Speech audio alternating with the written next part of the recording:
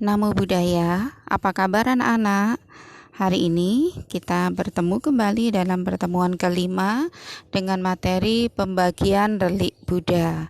Nah, sebelum kita mulai pelajaran hari ini, marilah kita melakukan duduk hening. Ayo persiapkan diri kalian dengan duduk bersila, pejamkan mata, tubuh rileks. Katakan dalam hati saat napas masuk dan saat napas keluar. Napas masuk, aku tahu. Napas keluar, aku tenang. Napas masuk, aku tenang. Napas keluar, aku bahagia. Lakukan berulang-ulang dalam hati selama beberapa saat.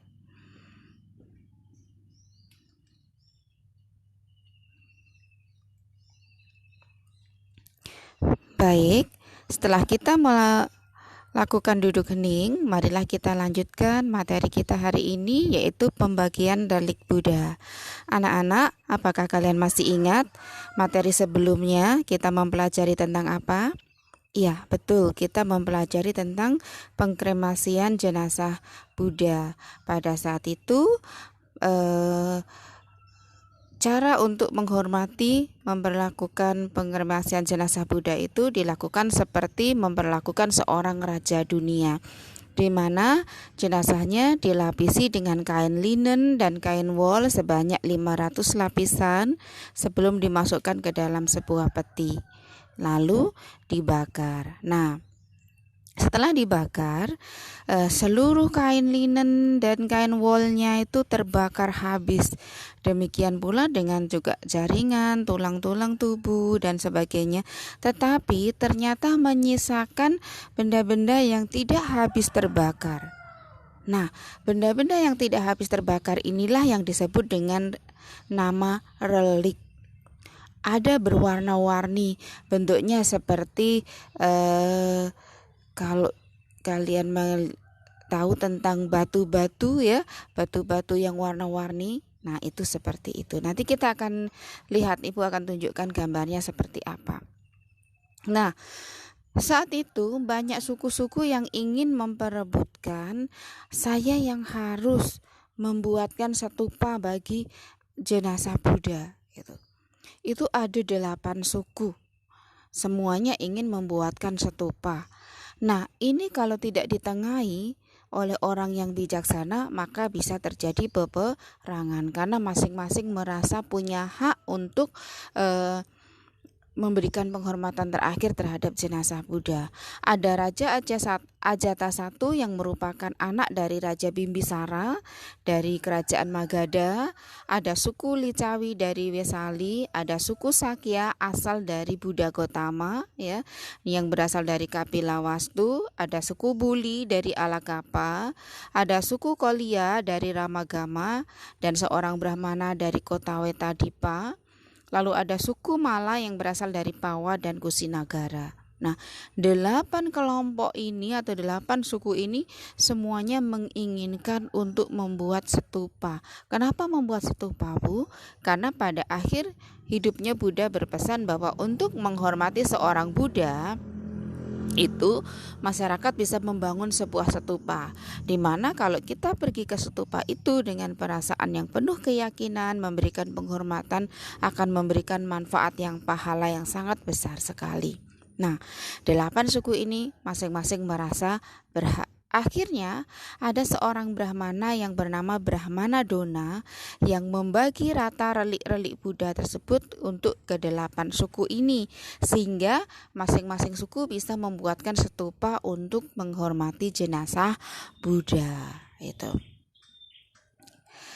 Nah, untuk membagi relik itu ada sebuah tempat yang namanya tempayan. Nah, nanti Brahmana Dona meminta, biarlah saya simpan tempayan ini dan saya buatkan stupanya. Jadi orang yang memang sangat bijaksana, dengan kemampuannya ia bisa mendamaikan 8 suku itu, membagi rata semua relik ke 8 suku itu, dan ia hanya menerima tempayannya saja. Pada saat itu juga ada suku Pipaliwana dari Moria yang datang terlambat sehingga ia tidak mendapat relik, tetapi ia ikhlas untuk menerima abu jenazahnya saja. Nah, masing-masing dibangunlah stupa untuk menghormati relik Buddha. Ibu, relik itu apa sih? Relik itu adalah sisa jasmani orang suci yang telah mencapai tingkat kesucian tertentu. Dalam agama Buddha, tingkat kesucian itu ada 4. Ada tingkat kesucian Sotapanna, Sakadagami, Anagami, dan Arahat. Arahat inilah yang disebut sebagai Buddha. Nah, jadi orang-orang suci kalau jenazahnya dibakar pasti meninggalkan sesuatu yang tidak bisa terbakar oleh api. Sedangkan kayu saja habis, kain habis ya, daging habis, tapi ini tidak terbakar gitu. Nah, apakah orang zaman sekarang ada yang memiliki relik, Ibu?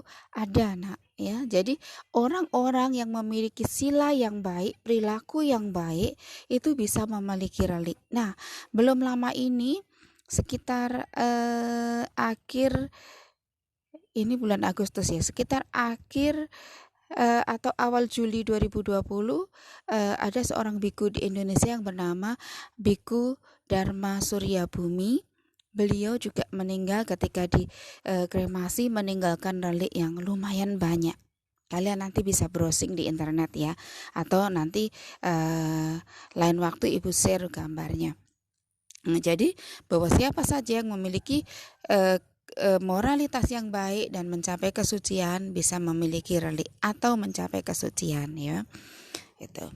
Nah, ribuan tahun kemudian ya, Raja Asoka, masih ingat siapa Raja Asoka? Ya, raja yang sangat memiliki ambisi untuk menyatukan India. Namun setelah mengenal ajaran Buddha, ia mempraktikkan ajaran Buddha sehingga kerajaan di India itu menjadi sangat makmur dan agama Buddha tersebar keluar India.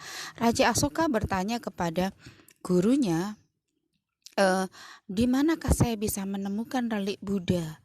Saya ingin untuk membangun wihara untuk menghormati relik Buddha itu. Beliau mencari berdasarkan petunjuk dari gurunya. Namun beberapa ditemukan dan beberapa ada yang terutama relik yang tadi disimpan di Ramagamana itu tenggelam di Sungai Gangga. Oleh siapa, Nak? Oleh suku mana di Ramagamana itu? Ya, Ramagamana oleh suku Kolia itu tenggelam di Sungai Gangga. Namun demikian Raja Asoka dengan penuh keyakinan membangun 84.000 wihara di seluruh India sebagai penghormatan terhadap relik Buddha. Luar biasa bukan keyakinan yang dimiliki oleh Raja Asoka.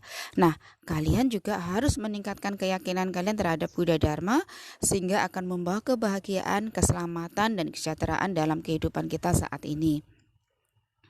Nah, kalau kita berbicara tentang relik itu dalam bahasa Palinya disebut saririka ya. Itu dibedakan menjadi 3. Yang pertama adalah bagian-bagian tubuh Buddha dan para siswanya yang tidak habis terbakar ketika kremasi, itu disebut dengan saririka datu. Sedangkan benda-benda yang digunakan oleh Buddha dan para siswanya, misalnya jubah, mangkuk, termasuk pohon bodhi ya, yang masih bisa kita temukan saat ini, itu disebut namanya paribogika datu. Paribogika datu. Lalu objek-objek puja seperti arca Buddha ya, gambar Buddha atau patung Buddha itu disebut udesika datu. Nah, ini adalah 3 jenis relik. Lalu ini yang Ibu janjikan tadi ya, beberapa relik Buddha ada yang bentuknya seperti beras, ada yang bentuknya seperti lingkaran ya, berwarna-warni. Nah, ini ada satu keajaiban, Nak. Ketika relik ini berada di Singapura tahun 1900 berapa Ibu lupa, itu ketika banyak orang yang datang, ternyata relik ini bisa beranak. Jadi waktu itu bertambah 1 buah relik. Nah, ini adalah satu keajaiban di mana keyakinan orang-orang yang terkumpul pada saat itu bisa menggandakan relik dari Buddha gitu. Nah, ya, inilah tentang relik Buddha. Lalu bagaimana cara menghormati relik yang bisa kita lakukan? Nah, yang pertama membangun stupa, itu yang sudah dilakukan oleh para suku-suku 8 suku pada waktu itu ketika Buddha baru wafat. Lalu sekarang ketika kita hidup pada zaman sekarang, ada 3 hal yang bisa kita lakukan. Pertama adalah namaskara, yaitu sujud dengan 5 titik tumpu menyentuh lantai. Jadi ketika kita ke suatu tempat, ke wihara atau kemana ada relik Buddha, kita bisa melakukan namaskara. Lalu juga bisa melakukan pradaksina. Ini adalah dengan tangan beranjali, lalu kita berjalan mengelilingi relik tersebut searah jarum jam, dengan memposisikan relik berada di sebelah kanan kita. Itu biasanya kita lakukan sebanyak 3 kali. Lalu yang paling utama adalah dengan cara menghormati relik Buddha ini adalah dengan menjalankan ajaran Buddha. Ini adalah yang paling utama kita harus lakukan, dan memiliki pahala karma baik yang sangat besar sekali. Nah, anak-anak, itulah tentang cara menghormati relik Buddha. Semoga akan menginspirasi kita, menginspirasi kalian untuk semakin memiliki keyakinan terhadap Buddha, lalu dengan keteguhan hati mempraktikkan ajaran Buddha dalam kehidupan sehari-hari. Baik, terima kasih sudah menyimak dengan baik. Semoga dapat dimengerti dan bisa dipahami. Jika ada pertanyaan, nanti silakan bertanya. Terima kasih. Akhir kata, Namo Buddhaya.